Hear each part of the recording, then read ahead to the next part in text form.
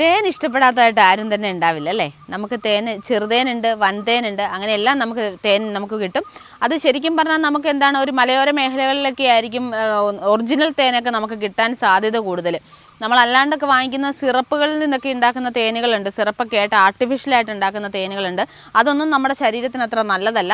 അപ്പം നമ്മൾ തേൻ ഉപയോഗിക്കുന്ന സമയത്ത് എന്താണ്, ഒറിജിനലായിട്ടുള്ള തേനുകൾ മാത്രം ഉപയോഗിക്കാനായിട്ട് ശ്രദ്ധിക്കുക. പിന്നെ നമ്മൾ പറഞ്ഞു വന്ന കാര്യം വേറൊന്നുമല്ല, നമ്മളെല്ലാവരും തന്നെ തേൻ ഉപയോഗിക്കുന്നത് നമ്മുടെ ശരീരത്തിൻ്റെ വണ്ണം കുറയ്ക്കാനോ അല്ലെങ്കിൽ നമ്മുടെ ഫേസ് പാക്കുകളിൽ സൗന്ദര്യം കൂട്ടാനായിട്ടും അങ്ങനെ ഒരുപാട് കാര്യങ്ങൾക്കായിട്ട് നമ്മൾ തേൻ ഉപയോഗിക്കാറുണ്ട്.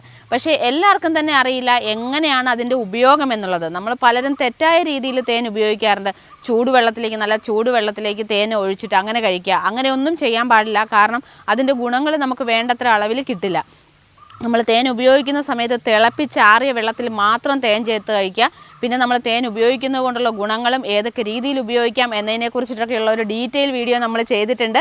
അത് നമ്മുടെ യൂട്യൂബ് ചാനലിൽ നമ്മൾ അപ്ലോഡ് ചെയ്തിട്ടുണ്ട്. അതിൻ്റെ ലിങ്കും നമ്മൾ ഇതോടൊപ്പം കൊടുക്കുന്നുണ്ട്. ആ ലിങ്ക് ഒന്ന് ഓപ്പൺ ചെയ്ത് കഴിഞ്ഞാൽ ഫുൾ വീഡിയോ നിങ്ങൾക്ക് കാണാൻ പറ്റും.